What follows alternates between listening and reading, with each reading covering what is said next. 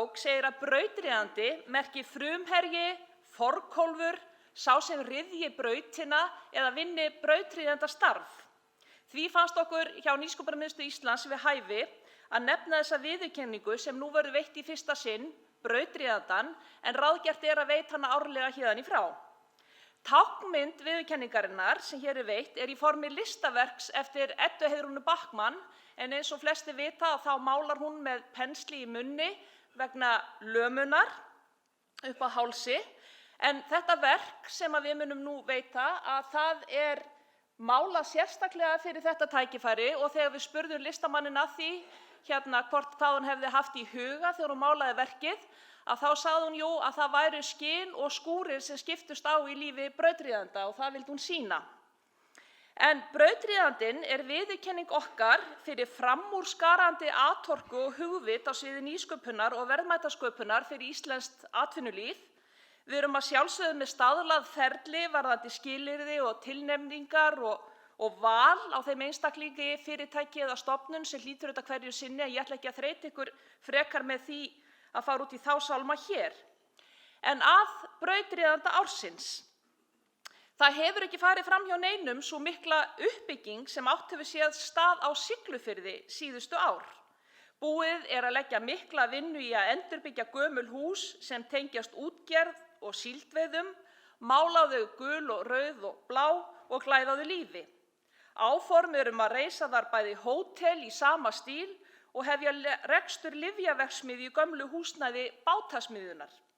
Einnig búið að gera samninga myndarlega uppbyggingu á skíðasvæði Siglfirðinga og nýjan glæsilegan golfvöll sem liggur að rótum nyrstu skógræktar landsins. Driffjöðurinn á bak við þessar framkvæmdir engin annar en Siglfirðingurinn, frumkvöðullinn, fjárfestirinn og athafnamaðurinn Róbert Guðfinnsson sem nú hlýtur brautryðjandann 2013. Og á meðan við fáum Róbert hingað upp ætlum við að horfa á myndband með Siglufjarðarlaginu eftir hann Bjarka Árnason í flutningi Eyþórs Inga Gunnarssonar. En í myndbandinu gefur að líta hluta þeirri uppbyggingu sem Róbert og fyrirtæki Rauðka hafa staðið fyrir. Róbert, gjörðu svo vel.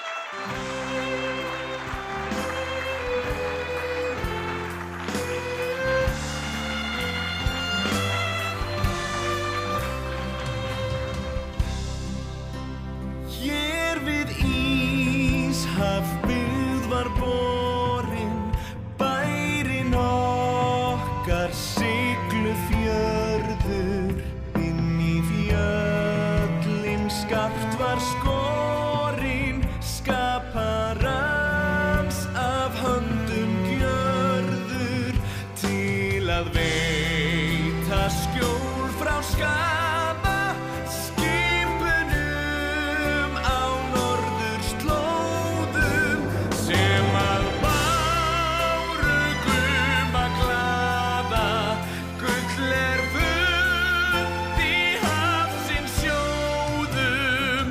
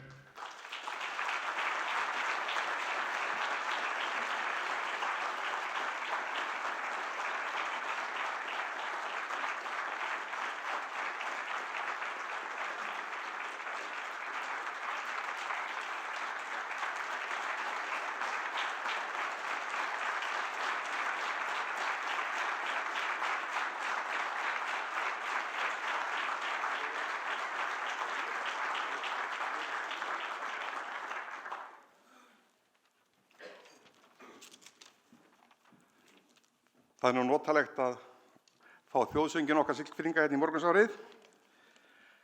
En ég vil þakka Nýsköpunarmiðstöð Íslands fyrir þann heiður sem þeir sýna mér með því að veita mér þessa viðurkenningu. Það er erfitt að skilgreina hvenær þú ert að ryðja brautina eða vinna vinnu sem er hluti af starfið þínu. Fyrir mér eru þetta bara verkefni sem ég tek að mér og ber ábyrgð á. Þú tekur að þér að brjóta land sem að fleiri fá að rækta. Það ætti að vera sjálfsagður hlutur en ekki eitthvað sem ætti að verðlauna mann fyrir. Það er ekki allir jafn heppnir í þessum slag. Tími og aðstæður hverju sinni ráða þar miklu. Það er því ekkert sjálfsagt að öllum takist að koma góðum hugmyndum í framkvæmd. Það gleymist oft að fylgisfiskur frumkvæðis er áhætta. Það er að ryðja brautina sendi þig oft á ókunna slóðir þar sem auðvelt er að villast og misstíga sig. Frá efnahagshruninu fyrir rúmum 4 árum hefur verið alið á hræðslu við hið óþekkta og mikil orka hefur farið í að leita að sökudólgum. Ætluðum sökudólgum sem að margir hverjir voru eingöngu að vinna vinnu sína í flóknu og áhættusömu viðskiptaumhverfi hinu alþjóðlega. Það er ekki ætlun mín að gerast verjandi þeirra sem brutu lög eða rangt við. Ég vil aðeins minna menn á að afleiðingar hrunsins með ekki halda þjóðfélagi okkar í neikvæðni og hræðslu við að taka áhættu. Við eigum að læra af mistökunum og nýta okkur dýrkeypta reynslu okkar til sóknar. Við búum við mjög sérstaka aðstæður í dag í okkar lokaða hagkerfi. Vegna gjaldeyrishafta hlaðast upp íslenskar krónur. Fjármagn sem er að leita vinnu. Við slíkar aðstæður mætti ætla að við byggjum við öfluga nýsköpum í kröftugri sókn. Svo er ekki. Illa brenndir lífeyrissjóðirnir hafa markað sér stefnu þar sem áhættufælni er allsráðandi og einkafjármagnið leitar nú í gamalkunnan farveg inn í eignabólu á 101 svæðinu. Við erum á rangri leið. Við erum ekki að byggja upp varanlega nauð. Við verðum að leiðrétta stefnuna og gera það sem fyrst.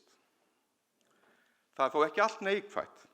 Eitt af því jákvæða sem ég hef orðið vitni af á síðustu árum er endurgreiddur skattur til nýsköpunarfyrirtækja. Velheppnuð aðgerð sem litla athygli hefur fengið, aðgerð sem er þeim til sóma sem að henni stóðu. Það á að vera sameiginlegt markmið stjórnmálamanna að leita allra leiða til að beina auknu fjármagni inn í farveg nýsköpunar. Það er besta fjárfesting sem að Ísland getur staðið af í dag. Ríkasti maður heims, Carlos Slim, Mexíkói, er að mörgu leyti einstakur karakter. Uppbygging á veldi hans hefur vakið athygli og stjórnunarstíll og athafnir hans. Öll umgjörð fyrirtækja Carlosar er einföld án yfirlætis og tilgerðar. Djúpur skilningur á mannlegu eðli og langtímahugsum hefur einkennt uppbyggingu hans. Það er tekið eftir því að lífstíll hans er einfaldur. Honum finnst sjálfsagt og eðlilegt að hafa búið í sama húsinu í 40 ár og mæta í vinnuna í sömu skrifstofu og hann hefur haft síðustu áratugina. Ég ætla að leyfa mér hér í lokin að vitni eitt af mörgum gullkornum Carlos Slim og gera það að mínu lokaorðum. Þú yfirgefur þennan heim allsnöður. Við getum einungis áorkað meðan við lifum. Frumkvöðull skapar því verðmæti sem að eingöngu er í hans umsjón í takmarkaðan tíma. Takk fyrir.